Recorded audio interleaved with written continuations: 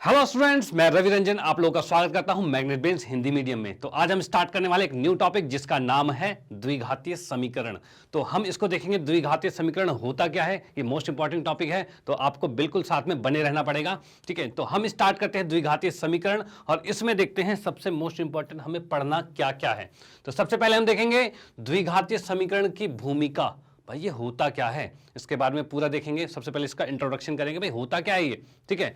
उसके बाद देखेंगे इसके हल कैसे निकाले जाते हैं। तो हल में सबसे पहला विधि गुणनखंड विधि।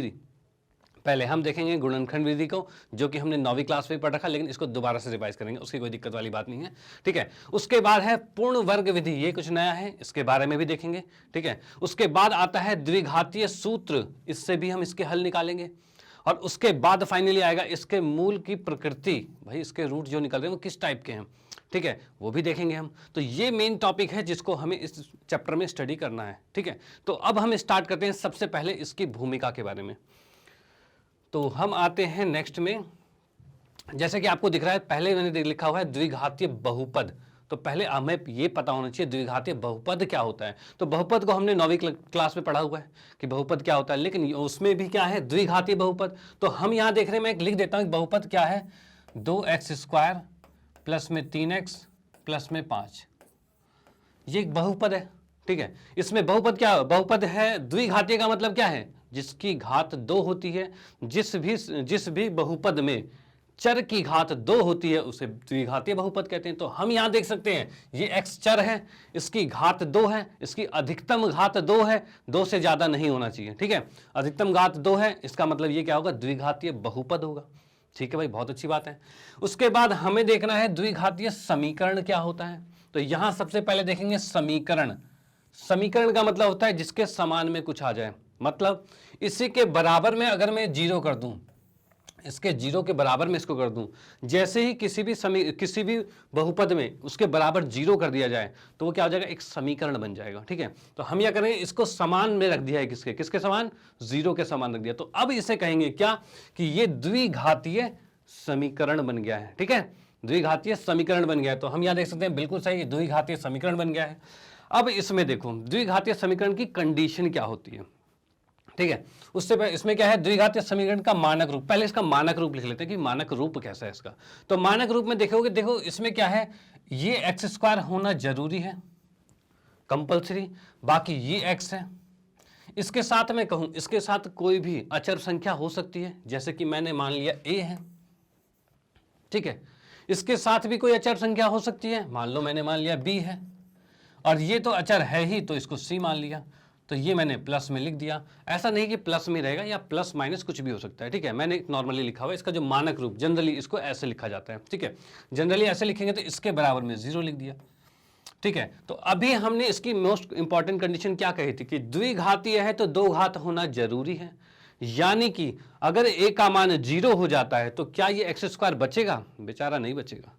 0 से x² गुना होते वो तो खत्म हो जाएगा, तो x² होना तो जरूरी है।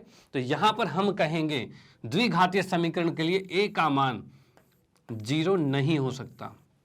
इसको बिल्कुल ध्यान से समझ लेना, a का मान 0 नहीं हो सकता। चलो भाई बहुत अच्छी बात है, a का मान 0 नहीं हो सकता, लेकिन क्या b 0 हो सकता है, तो बिल्कुल b की कोई कंडीशन नहीं है, वो 0 भी हो सकता है, नहीं भी हो सकता, ठीक है, कुछ भी हो सकता है। यानी कि मैं कहूं इसमें इसके अलग अलग टाइप के लिखना चाहूं, तो जैसे कि मैंने लिख दिया, अगर a 0 नहीं है, b 0 है और c 0 है, तो हम कहेंगे ax², मान लो कि b 0 है, मान लो b 0 है, तो इसको 0 कर देंगे तो प्लस c बराबर में 0 आ जाएगा। तो क्या ये बहुपद है, तो हाँ ये बहुपद है। क्यों, बहुपद की कंडीशन, बहुपद नहीं द्विघातीय समीकरण है। क्यों है, क्योंकि हमें एक कंडीशन पूरी करनी है, क्या, कि इसमें चर की घात मैक्सिमम 2 होनी चाहिए। क्या है, तो बिल्कुल है, अगर इसकी अधिकतम घात 2 है तो ये द्विघातीय समीकरण होगा, ठीक है। बस ये नहीं छूटना चाहिए, x² होना चाहिए उसमें, x² है तो ये द्विघातीय समीकरण है, ठीक है। तो ये चीज बिल्कुल ध्यान रखना। अब हम इसमें देखते हैं, भाई ये जो हमें एक बॉक्स दे रखा है, इसका क्षेत्रफल दे रखा है 300 मीटर स्क्वायर, क्षेत्रफल है 300 मीटर स्क्वायर दे रखा है। चलो भाई, अब इसका एक मैं बहुपद बनाना चाहूंगा, बहुपद नहीं, द्विघातीय समीकरण बनाना चाहूंगा। द्विघातीय समीकरण के लिए क्या है, अब हमें ये क्या है, ये एक आयत दे रखा है और आयत का क्षेत्रफल कितना है, 300 मीटर स्क्वायर। चलो जी, अच्छी बात है। तो आयत का क्षेत्रफल कैसे निकाला जाता है, आयत का क्षेत्रफल लंबाई गुने में चौड़ाई। तो हम इसमें कह सकते हैं कि x गुने में 2x + 1, अगर ऐसा किया जाए और इसके बराबर 300 लिखा जा सकता है, बिल्कुल। और जहां बराबर का साइन आ गया मतलब वो समीकरण बन गया, बराबर मतलब समान आ गया, समान मतलब वो एक समीकरण बन गया। अब इसको अंदर गुना करेंगे तो क्या आ जाएगा, ये 2x² प्लस में x बराबर में 300, यही आ गया। इस 300 को उठा के इधर भी ला सकते हैं, तो ये हमारे पास आ जाएगा 2x² x माइनस में 300, ये हमारा एक बहुपद बन गया। ठीक है, यहां पर क्या है, x की घात, इसमें चर की घात क्या है, 2 आ गई है, अधिकतम घात 2 है, तो ये हमारा एक द्विघातीय समीकरण बन गया है। ठीक है, चलो भाई, तो यहां से आप ये समझ पाए हो कि द्विघातीय समीकरण होता क्या है। ठीक है, तो अब इस पे हम कुछ क्वेश्चन करेंगे। सबसे पहले हम उदाहरण को लेकर चलेंगे, जो उदाहरण हमारे पास एनसीईआरटी बुक में दिए हुए हैं। तो उदाहरण में सबसे पहले मैं क्या करता हूं, दूसरे उदाहरण को लेकर चलता हूं, जिससे कि तुम्हें ज्यादा आसानी होगी। ठीक है, सबसे पहले दूसरे उदाहरण को, फिर हम पहले उदाहरण पे आते हैं। तो दूसरे उदाहरण की बात करें तो इसमें की लिखा है, जांच कीजिए कि निम्न द्विघातीय समीकरण है या नहीं। पहले देख लेते हैं द्विघातीय समीकरण है कि नहीं है। तो यहां पर देखते हैं, इसमें कहीं x² दिख रहा है, तो अभी तो नहीं दिख रहा है, अभी तो x - 2 का होल स्क्वायर दिख रहा है। तो इसके होल स्क्वायर को पहले खोलेंगे कैसे, तो इसको मैंने करा तो x² प्लस में 2 का स्क्वायर माइनस में 2ab, यही आएगा। बराबर में कितना है, 2x - 3 है, यही चीज है हमारे पास। अब इसको अगर मैं देखना चाहूं तो x² आ गया और ये 4 आ गया और ये -4x आ गया। इसको उठा के इधर लाएंगे तो -2x आएगा, इसको लाएंगे 3 आएगा, बराबर 0। तो यहां आप देख सकते हो कि हमें जो मिलना चाहिए था वो तो मिल चुका है, जो हमें मिलना चाहिए था वो मिल चुका है। क्या मिलना चाहिए था, बोलो क्या मिलना चाहिए था, तो यहां पर हमें मिलना चाहिए था x की घात 2। तो x की घात 2 हमें मिल चुका है, तो इसका मतलब ये द्विघातीय समीकरण है। ठीक है, चलो भाई इसे नोट कर सकते हैं, आते हैं नेक्स्ट पे। इसी में नेक्स्ट में क्या देखा, देखो इसमें तो घात 2 नहीं दिख रही है, लेकिन फिर भी इसको करेंगे सॉल्व करके देखेंगे भाई, क्या पता घात आ जाए, देखते हैं। यहां पर हमें दिख रहा है x से गुना होगा, तो भाई घात तो आ रही है। तो यहां पर हमने देखा x को x से गुना किया तो x² प्लस में x आ गया, प्लस में 8 आ गया, इक्वल टू में इसको कर दिया गुना तो x² और यहां से कितना हो जाएगा 2x - 2x - 4, ये आ गया। अब बोलोगे सर ये तो द्विघातीय समीकरण है, क्यों है, क्योंकि इसमें पावर 2 आ गई है। पावर 2 आ गई मतलब कि x की घात 2 आ गई, द्विघातीय समीकरण है नहीं, गलत हो गया। x की घात 2 है तो फिर भी नहीं आ रहा, क्यों, क्योंकि हम यहां देख रहे हैं x² से x² गया कट, अब गया कट तो बचा क्या कहीं x², भाई ये तो इधर जाके माइनस हो जाएगा, माइनस होके खत्म। तो अब कहीं x² बचा है, x का वर्ग बचा है, नहीं बचा। जब x का वर्ग नहीं बचा तो क्या कुछ बचा है, ये 2x से भी 2x कट रहा है, यहां से x का मान आ रहा है, ये 8 उठ के उधर चला जाएगा, तो हो जाएगा -12। तो ये जो समीकरण बन रही है इसमें तो x का वर्ग है ही नहीं, जब नहीं है तो ये द्विघातीय समीकरण नहीं है, बिल्कुल ध्यान रखना। ठीक है, तो आते हैं हम नेक्स्ट पे। इसमें देख लेते हैं भाई, इसको अंदर गुना करेंगे, गुना करते क्या हो जाएगा, ये आ जाएगा 2x² प्लस में 3x बराबर में x² प्लस 1, यही है।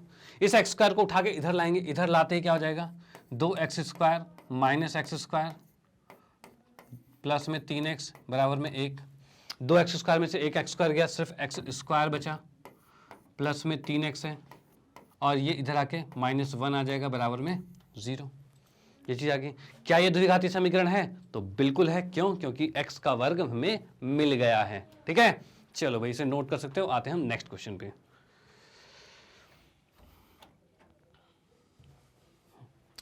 नेक्स्ट में हमारे पास क्या है भाई, क्यूब आ गया। क्यूब आ गया मतलब क्यूब आते ही मतलब पावर 3 आ गई है। अब घात 3 है तो क्या वो द्विघाती समीकरण होगा? नहीं होगा। लेकिन बच्चों देख लेना, क्या पता कट जाए, देख लेते हैं, चेक कर लेते हैं। तो भाई a प्लस बी का होल क्यूब क्या होता है? तो इसका होता है a का क्यूब प्लस में b का क्यूब प्लस में 3a स्क्वायर b प्लस में 3a b स्क्वायर। यही होता है फॉर्मूला, यही होता है फॉर्मूला। इसके बराबर में क्या आ रहा है? x का क्यूब माइनस में 4। ठीक है, अब हम देख पा रहे हैं कि ये x क्यूब इस x क्यूब से कट गया, भाई कट गया। अब बचा क्या? वर्ग हमें मिल रहा है, यानी कि इसको करेंगे तो ये 6x स्क्वायर बच गया।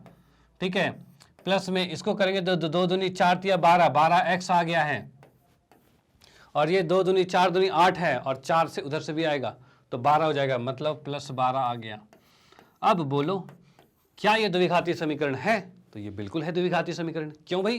क्योंकि अब हमारे पास वर्ग आ चुका है। ठीक है, चलो अब आते हैं नेक्स्ट क्वेश्चन पे।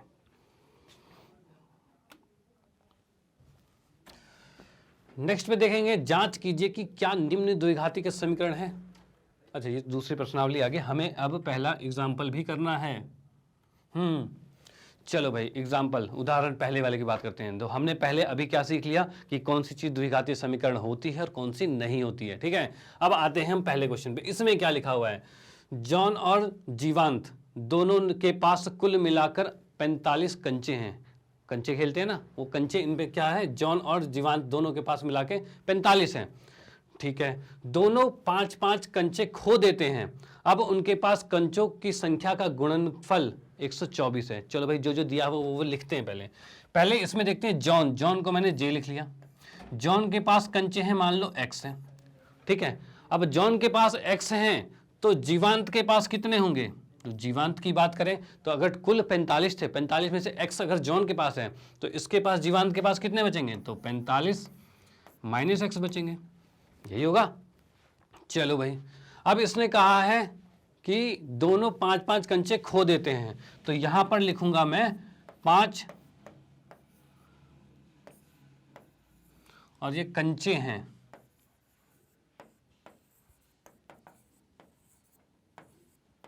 खोने के बाद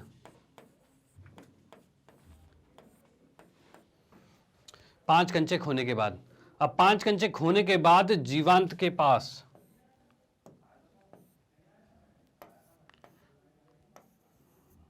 जे के पास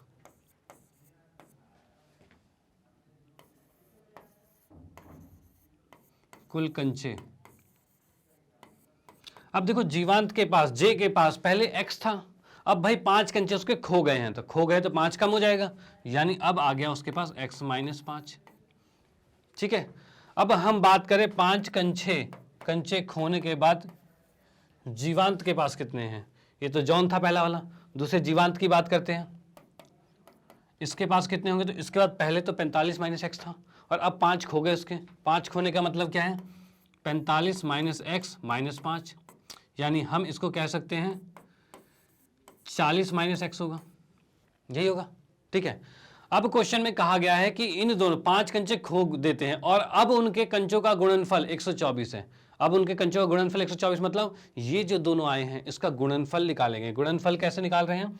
तो x माइनस 5 गुने में 40 माइनस एक्स, इसको करना है गुना। ठीक है, इसको गुणनफल करेंगे और इसके बराबर आ रहा है 124, ये चीज आ रहा है। अब इसमें अगर गुना करेंगे तो x को 40 से गुना किया हमने, यहां लिख लेता हूं मैं, x को 40 से किया तो ये 40x आएगा। अब x को हम x से करेंगे तो क्या आएगा? माइनस एक्स स्क्वायर आएगा। उसके बाद माइनस 5 को 40 से किया तो 5 चौक 20, 200 आ जाएगा माइनस का।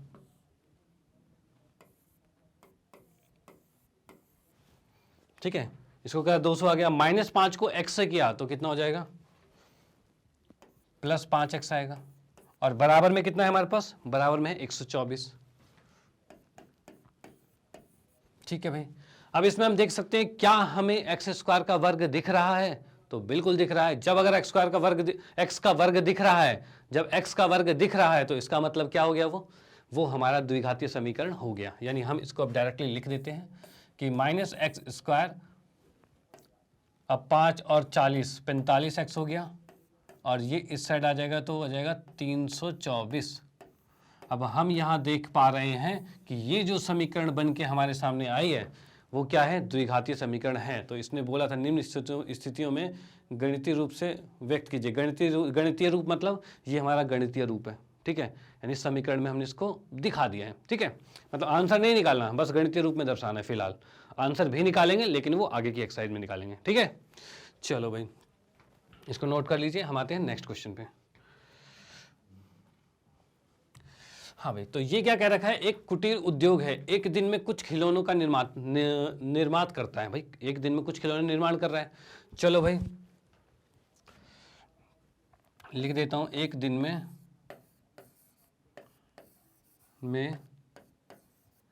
निर्मित खिलौने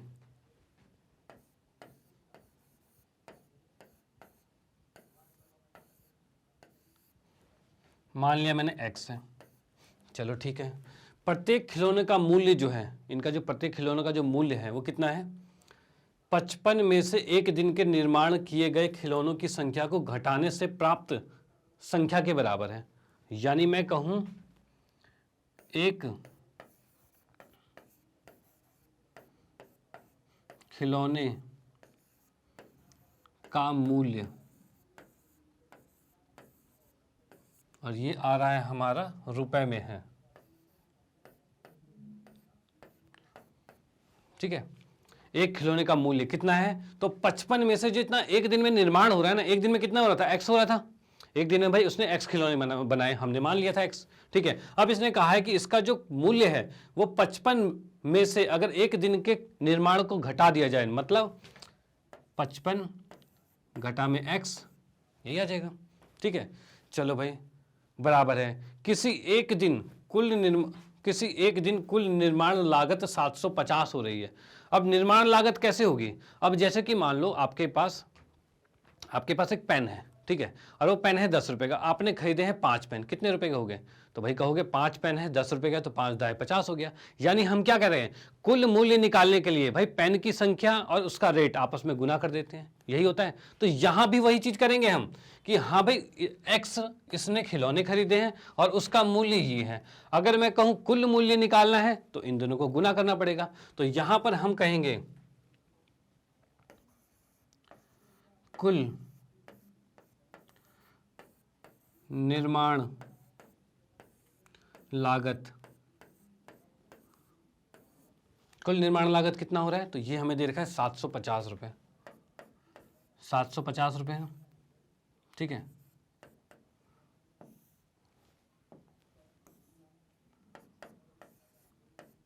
$750 है, ठीक है भाई, कुल निर्माण लागत 750 आ गया। अब हमें मालूम है इन दोनों को गुना करेंगे तभी 750 आएगा।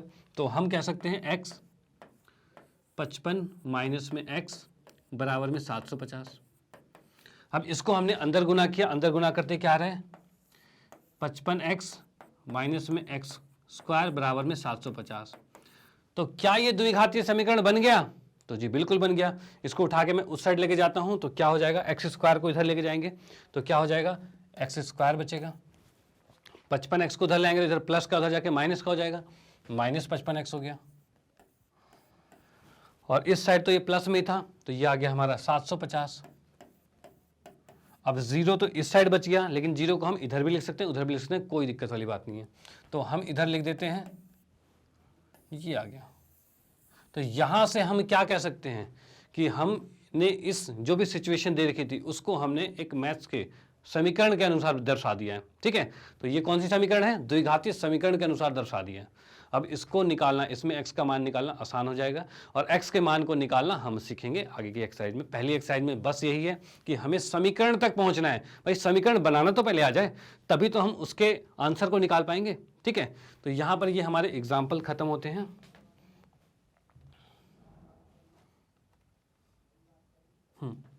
अब आते हैं प्रश्नावली में। प्रश्नावली 4.1 जो है इसके अंदर देखते हैं भाई, सबसे पहले क्या करना है, इसमें भी जांच करना है कि द्विघातीय समीकरण है कि नहीं है, ठीक है।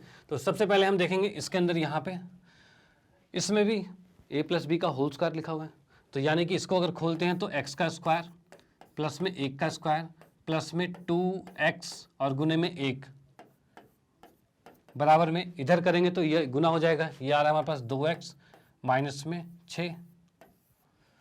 ठीक है, अब इस 2x को उठा के इधर लाएंगे तो 2x में से 2x गया कट जाएगा। ठीक है, यहाँ से हम कह सकते हैं 2x में से 2x गया खत्म हो गया। ठीक है, अब इस 6 को इधर लाएंगे तो ये 1 है और 6 आके 7 हो जाएगा, यानी हम कह सकते हैं हमारी समीकरण जो बन गई है एक्स स्क्वायर प्लस में 7 इक्वल टू 0 आ गया। ठीक है, अब आप डायरेक्टली भी देख सकते हो यहाँ पे, इसको जब वर्ग खोलोगे इसका स्क्वायर जब खोलोगे तो एक्स स्क्वायर तो आएगा ही, और कहीं राइट साइड में एक्स स्क्वायर नहीं है, मतलब नहीं कट रहा है एक्स स्क्वायर। अब जब एक्स स्क्वायर नहीं कट रहा तो आप देखते भी बता सकते हो कि ये भाई द्विघातीय समीकरण है।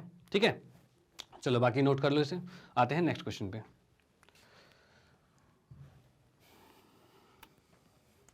हाँ जी, तो इसमें देखते हैं यहाँ पर एक्स स्क्वायर माइनस में 2x है और बराबर में -2 3 माइनस एक्स है। तो क्या राइट साइड में कहीं पर भी एक्स स्क्वायर है, क्या आ सकता है? तो नहीं आ सकता, तो ये तो होगा भाई द्विघातीय समीकरण। चेक कर लेते हैं, तो यहाँ पर हम देख सकते हैं एक्स स्क्वायर -2x है, इस -2 को अंदर गुना करेंगे तो आ जाएगा -6, इस -2 को x से गुना करेंगे तो +2 हो जाएगा x।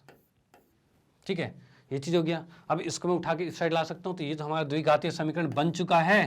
एक्स स्क्वायर 2x इधर आके -4x हो जाएगा और इस -6 को इधर लाएंगे तो +6 हो जाएगा बराबर में 0। ये माइनस वाला इधर आके प्लस हो गया तो हमारा -4x हो गया। तो यहाँ हम देख सकते हैं द्विघातीय समीकरण हमारा बन चुका है। ठीक है, चलो भाई आते हैं नेक्स्ट क्वेश्चन पे। नेक्स्ट की बात करते हैं तो यहाँ हम देखते हैं भाई, यहाँ देख लेते हैं भाई, गुना करने पे इधर एक एक्स स्क्वायर आएगा, गुना करने पे इधर भी एक एक्स स्क्वायर आएगा। अब वो एक्स स्क्वायर से एक्स स्क्वायर कटेगा और आंसर भाई द्विघातीय नहीं आएगा, वो देखेंगे कैसे नहीं आएगा, वो देख लेते हैं। यहाँ पर एक्स को एक्स से गुना किया तो एक्स का वर्ग आ गया, एक्स को 1 से गुना किया तो एक्स आएगा, -2 को एक्स से करेंगे तो -2x आएगा और -2 को 1 से करेंगे तो -2 ही आएगा। ये हो गया लेफ्ट वाला गुना। राइट वाले गुना की बात करते हैं तो एक्स को एक्स से गुना करेंगे तो ये एक्स स्क्वायर आएगा, x को 3 से करेंगे तो 3x आएगा और -1 को x से करेंगे तो -x आएगा और -1 को 3 से करेंगे तो ये -3 आएगा। ठीक है, अब यहाँ हम देख सकते हैं कि एक्स स्क्वायर से एक्स स्क्वायर कट गया, क्योंकि भाई ये इधर आके माइनस हो जाएगा और इसको 0 कर देगा। ठीक है, तो अब यहाँ पर बचा क्या हमारे पास, तो यहाँ बचा है -x और इधर से -4x है, उसको उठा के इधर ले आएंगे तो +4x। ठीक है, और -2 है, इधर से -3 को उठा के लाएंगे तो +3 हो जाएगा और बराबर में 0 आ गया। यानी हमारे पास अब आ रहा है 3x प्लस में 1 बराबर 0। तो क्या ये द्विघातीय समीकरण है? तो जी बिल्कुल नहीं है, क्योंकि x का वर्ग है ही नहीं। चलो भाई आते हैं नेक्स्ट पे। नेक्स्ट की बात करते हैं तो x -3 है और 2x + 1 है, ये चीज़ दे रखा है। इसको गुना करेंगे तो x को, अब यहाँ पर भी देख लो, यहाँ पर भी एक्स स्क्वायर आ रहा है, यहाँ पर भी एक्स स्क्वायर आ रहा है।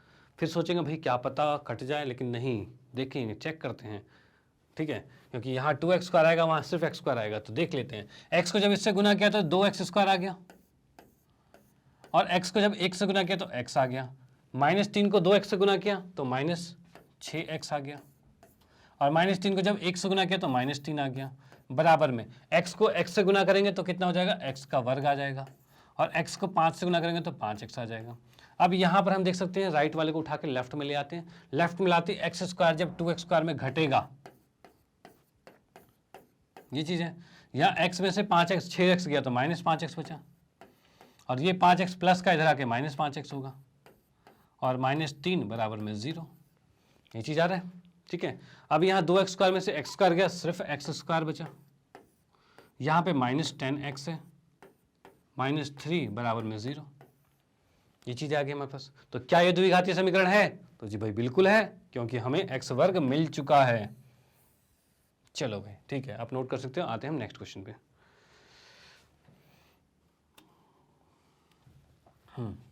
तो इसमें क्या चीज़ है, इसको भी हम गुना करके देख लेते हैं। तो यहाँ पर 2x को x से गुना करेंगे तो कितना हो जाएगा, 2x स्क्वायर आ गया। ठीक है, और 2x को 3 से करेंगे तो 6x आ जाएगा और 1 को x से करेंगे तो -x आएगा और -1 को 3 से करेंगे तो +3 आएगा बराबर में यहाँ पर देख रहे हैं x को 5 से गुना कर, x को x से गुना करेंगे तो आ जाएगा x का वर्ग आ जाएगा, और x को 1 से गुना करेंगे तो -x आएगा, 5 को x से करेंगे तो 5x आएगा, और 5 को -1 से करेंगे तो -5 आएगा। ये चीज़ आ गई, ठीक है। अब इसको उठा के हम इस तरफ लेके आते हैं, एक्स स्क्वायर को इधर लेके आएंगे तो कितना हो जाएगा ये 2x² माइनस में x²। अब यहाँ -6 और -x कितना है, -7x था, और ये वाला 4x था प्लस का, उसको उठा के इधर लाते हैं तो -4x आएगा। प्लस में यहाँ पर 3 था, उधर -5 था, उसको उठा के इधर ले आएंगे तो +5 हो जाएगा, ठीक है। तो यहाँ पर क्या है, 2x² में से x² को घटाते हैं तो यहाँ पर हमारे पास आ रहा है x², और यहाँ पर 7 4 11 और प्लस में 8 बराबर में 0। ये चीज़ हो गई हमारी, ठीक है। तो भाई ये भी हमारा द्विघातीय समीकरण आ गया। चलो भाई बहुत बढ़िया, तो आप इसको नोट कर सकते हैं। आते हैं नेक्स्ट क्वेश्चन पे। यहाँ देख लेते हैं। अब बोलोगे यहाँ पर भी वर्ग है तो भाई द्विघातीय होगा, तो भाई देख लेना, चेक करना जरूरी है, ठीक है। वैसे आपको दिख सकता है यहाँ पर हम होल स्क्वायर खोलेंगे, उसमें एक x² आएगा, और उस एक x² से x² कट जाएगा, x² बचेगा ही नहीं, तो द्विघातीय होगा ही नहीं। चेक करते हैं अब इसको। यहाँ पर हमने देखा x² प्लस में 3x प्लस में 1 बराबर में इसका वर्ग खोलेंगे तो यह आएगा x² प्लस में 4 माइनस में 2ab करेंगे तो 2a और b, यही आ रहा है, ठीक है। अब हम देख सकते हैं यहाँ से x² से x² कट जाएगा, ठीक है, x² से x² कट जाएगा, तो यहाँ पर हम देख सकते हैं 2x को उठा, अब देखो यहाँ क्या बचा, x² तो गया, x² तो चला ही गया, अब क्या रहा, द्विघातीय है, बिल्कुल नहीं रहा। बाकी लिख देते हैं हम कि 2x को इधर लाएंगे तो ये 5x हो जाएगा, और ये 4 को इधर लाएंगे तो ये -3 हो जाएगा बराबर में 0। तो भाई ये समीकरण तो बन रही है लेकिन द्विघातीय समीकरण नहीं है, ठीक है। चलो भाई आते हैं नेक्स्ट क्वेश्चन पे। यहाँ पर भी हमारे पास होल क्यूब दे रखा है, इसका होल क्यूब खोल लेते हैं। होल क्यूब कैसे खुलेगा कि भाई a का क्यूब प्लस में b का क्यूब प्लस में 3x² प्लस में 3x², यही था। अब इसके बाद राइट साइड वाले को हम करते हैं, राइट साइड वाले को करते हैं हम, तो ये कितना हो जाएगा 2x का क्यूब हो जाएगा, और माइनस में 2x हो जाएगा। तो क्या यहाँ पर x³ कट रहा है, तो नहीं कट रहा, क्योंकि मैं इसको उठा के इधर लाता हूँ, तो इधर लाते क्या बचेगा, ये x³ माइनस में 2x³ प्लस में कितना है, ये 8 आ गया, और प्लस में ये कितना है 6x² आ रहा है,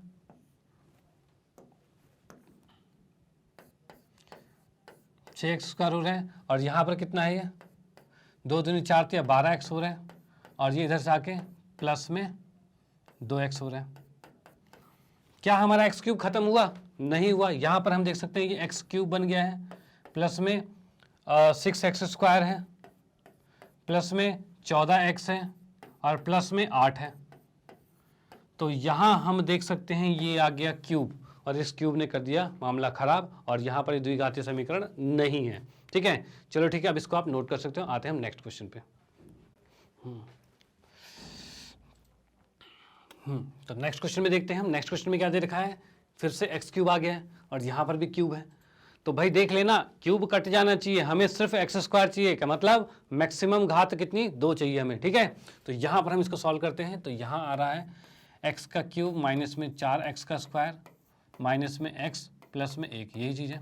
और यहाँ अगर इसको हम खोलते हैं तो क्या आएगा, तो भाई ये आ रहा है हमारे पास a का क्यूब माइनस में a माइनस b का होल क्यूब क्या होता है, a का क्यूब माइनस में आता है, माइनस में 2 का क्यूब, फिर माइनस में 3x² गुने में 2, फिर प्लस में 3x और 2 का स्क्वायर, यही चीज़ है, ठीक है।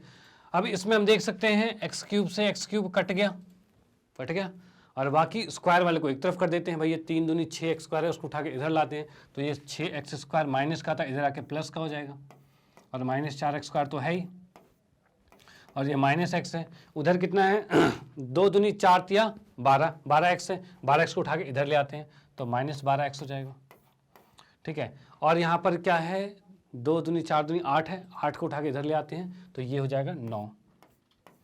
अब हमारे लिए मेन चीज़ क्या है, मेन चीज़ है 6x² 4x² एक्स स्क्वायर बचा हुआ है। एक्स स्क्वायर बचने का मतलब क्या है, 2x² माइनस में 13x प्लस में 9 बराबर में 0, ये हमारा हो गया। ठीक है, तो आप इसको नोट कर सकते हैं। आते हैं हम नेक्स्ट क्वेश्चन पे।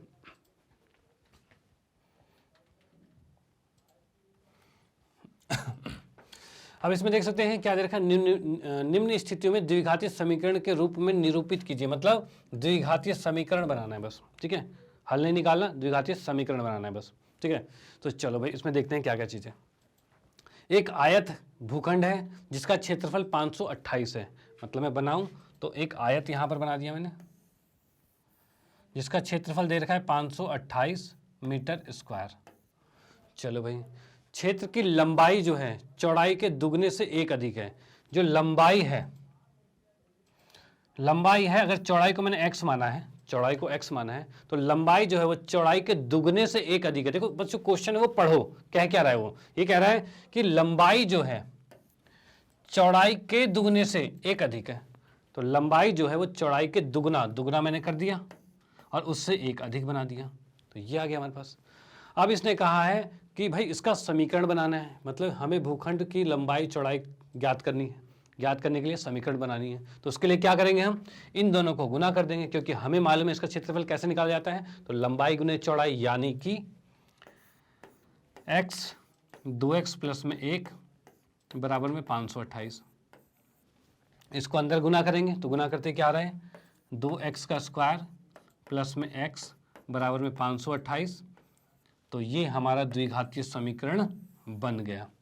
ठीक है, जरूर नहीं जीरो लाओ, इसको उधर भी ले आओ तो भी ठीक है, उधर रखो तो भी ठीक है, कोई दिक्कत वाली बात नहीं है। तो ये द्विघातीय समीकरण हमारा बन चुका है। ठीक है, तो इसको नोट कर सकते हैं। आते हैं हम नेक्स्ट क्वेश्चन पे।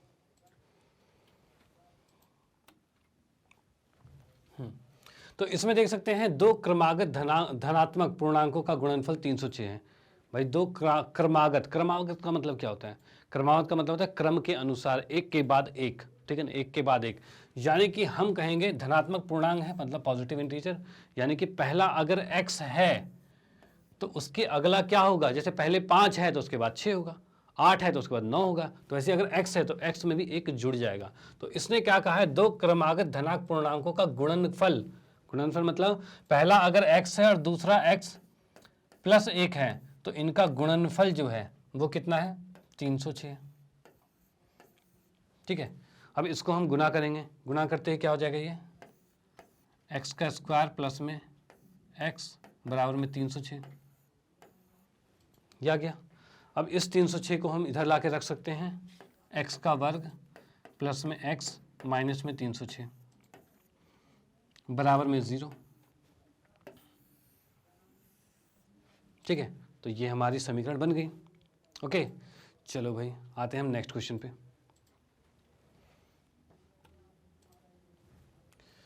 तो नेक्स्ट हमारे पास क्या है, रोहन की माँ उससे 26 वर्ष बड़ी है। ठीक है, अब मैंने मान लिया, माना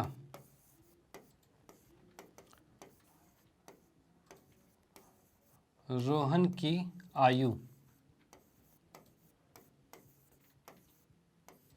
कितनी है, x मान लिया मैंने। ठीक है, और उसके बाद माना माँ की आयु कितनी है, तो इसमें क्या रखा है, रोहन की माँ उससे 26 वर्ष बड़ी है। मतलब रोहन अगर x का है तो उसकी माँ कितनी होगी, 26 में x में 26 जुड़ जाएगा, यानी हम कह सकते हैं x प्लस 26 है। चलो भाई ठीक है, अब उसके बाद कहा है उनकी आयु का गुणनफल अब से 3 वर्ष पश्चात मतलब क्या है, अभी से 3 साल बाद, अभी से 3 साल बाद x कितना बड़ा हो जाएगा। देखो जैसे कि आप 15 साल के हो, 3 साल बाद कितने हो जाएंगे, तो 3 साल बाद 18 के हो जाएंगे। मतलब क्या है, 3 साल बाद 3 जुड़ जाता है। ठीक है, तो यहाँ पर क्या है, अगर उसकी आयु x है तो 3 साल बाद कितनी होगी, तो कुछ बच्चे बोलते हैं 3x हो जाएगी, 3x नहीं हो जाएगी, 3 गुना हो जाता है वो, x में 3 जुड़ जाएगा, जुड़ने का मतलब x प्लस 3 हो जाएगा, यानी हम कह सकते हैं 3 वर्ष पश्चात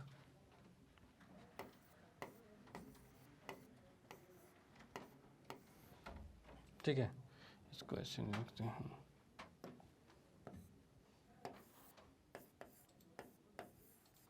तीन वर्ष पश्चात रोहन की आयु कितनी हो जाएगी? रोहन की आयु हो जाएगी x में 3 जुड़ जाएगा।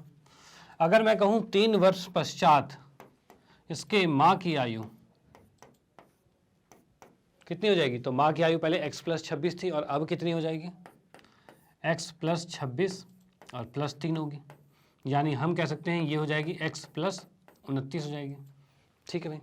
अब इसने कह रखा है कि उनकी आयु का गुणनफल अब से 3 वर्ष पश्चात 360 है, मतलब इनका गुणनफल 360 है, यानी हम कह सकते हैं x + 3 और x - 29 इनका गुणनफल 360 है, ये कह रखा है। अब इसको करेंगे गुना, गुना करते हमारा आंसर आ जाएगा। x को x से किया तो x² आएगा, 3 को x से किया तो 3x आएगा, ठीक है। x को 29 से किया तो -29x आएगा, और 3 को 29 से किया तो 3 × 9 = 90, 87 आएगा। ठीक है, हम कर सकते हैं गुना भाई। 30 देखो गुना करने का तरीका क्या हो रहा है, तो 30 से गुना बड़े आसानी से हो सकता है। 3 को 30 से गुना करेंगे तो 3 को 30 से करते हो 90 आ रहा है। यहाँ पर 1 कम है तो हमने 3 कम कर दिया, तो आसानी से गुना हो सकते हैं, ऐसे भी कर सकते हैं। यह आ रहा है 360। अब हमें दिख रहा है ये पूर्ण मतलब कि x की पावर 2 आ गई है, चर की घात 2 आ चुकी है, तो इसका मतलब ये द्विघाती समीकरण बन चुका है। और इसका आंसर अगर मैं लिखना चाहूँ तो क्या आ रहा है, x का वर्ग 3 में से 29 गया तो 26 आएगा, 26x और माइनस में 87, और 360 को उठा के इधर लेके जाएंगे तो 8 × 6 = 447, ये आ गया। ठीक है, 447 आ गया हमारे पास, तो हमारे पास ये आंसर आ गया है। और ये हमने इस कंडीशन को समीकरण, द्विघातीय समीकरण के अनुसार दिखा दिया, दर्शा दिया है। ठीक है, चलो भाई आते हैं नेक्स्ट क्वेश्चन पे। तो नेक्स्ट क्वेश्चन में क्या कह रखा है, एक रेलगाड़ी 480 किलोमीटर की दूरी समान चाल से तय करती है। चलो भाई, अच्छी बात है। यदि उसकी चाल में 8 किलोमीटर प्रति घंटा कम होती है, अगर उसकी चाल को 8 किलोमीटर प्रति घंटा कम कर देते तो वह उसी दूरी को तय करने में 3 घंटे अधिक लेती। चलो भाई, हमें रेलगाड़ी की चाल ज्ञात कीजिए। अब रेलगाड़ी की चाल, कोई भी चाल जो होती है, चाल मतलब स्पीड है, ये क्या होता है, डिस्टेंस बटे में टाइम होता है। चलो भाई ठीक है। अब यहाँ पे हम देख सकते हैं कितने 480 किलोमीटर दूरी चल रही है, मतलब हम कह सकते हैं भाई दूरी दे रखा है हमें कितना, 480 किलोमीटर दे रखा है।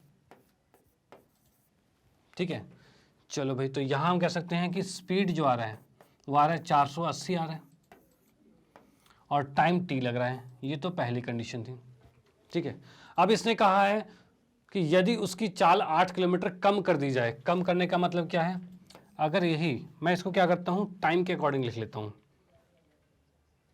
टाइम के अकॉर्डिंग लिखेंगे तो ज़्यादा बेटर हो सकता है, बाकी देख लेंगे, जैसे मर्जी हम कर सकते हैं, कोई दिक्कत वाली बात नहीं है। टाइम को इधर करेंगे, स्पीड को नीचे कर लेंगे, कोई दिक्कत नहीं है। तो यहाँ से मैं टाइम कहूँ तो नॉर्मली टाइम तो ये आ रहा है। अगर इसमें कह रखा है कि अगर टाइम को 3 घंटे, यदि स्पीड को 8 किलोमीटर कम कर दिया जाए, स्पीड को 8 किलोमीटर कम करने का मतलब क्या है,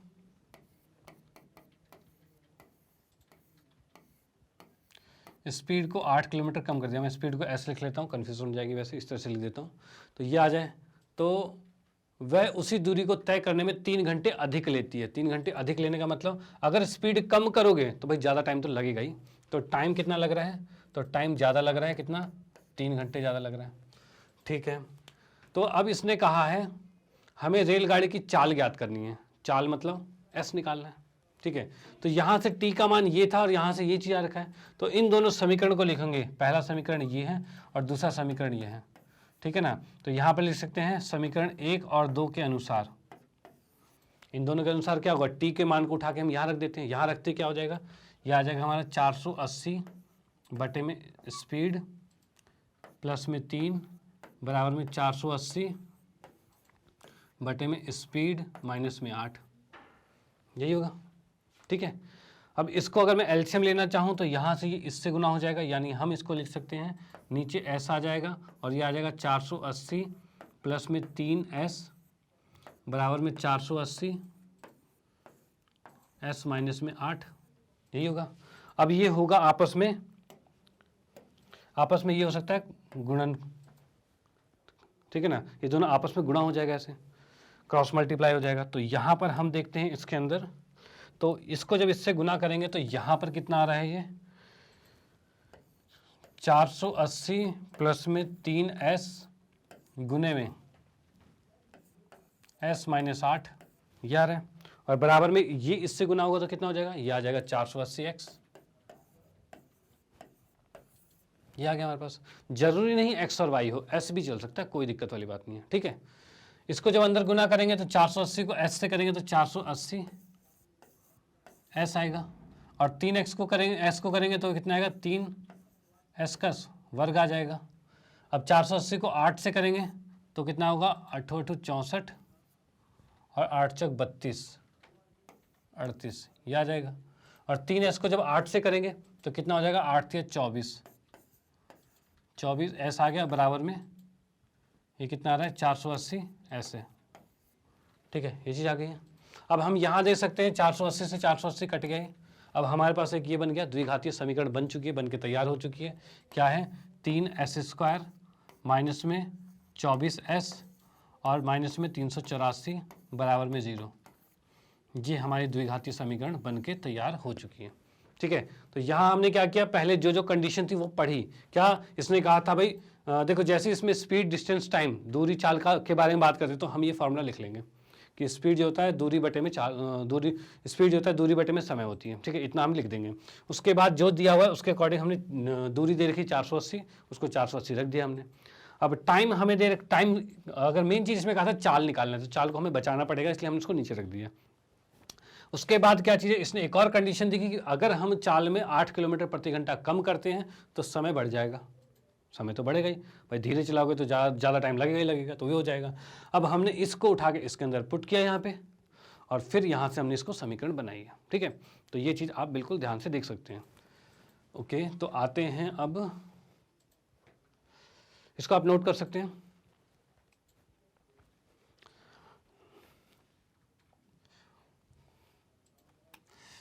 ओके, तो अब मैं मैग्नेट ब्रेन के बारे में आपको बताना चाहता हूँ कि magnet brain in Hindi medium ये ऐसा प्लेटफॉर्म है, यहाँ पर आप देख सकते हो कि 100% मुफ्त शिक्षा मिल रही है 6ठी से 12वीं क्लास तक के लिए, ठीक है। तो यहाँ पर आप ऑनलाइन पढ़ सकते हैं, स्कूल की शिक्षा प्राप्त कर सकते हैं 6ठी से 12वीं तक, बिल्कुल मुफ्त, हर एक सब्जेक्ट को पढ़ सकते हैं। तो आप हमारे साथ जुड़िए और इसका फ़ायदा उठाइए। ओके, बाय, थैंक यू, मिलते हैं नेक्स्ट वीडियो में।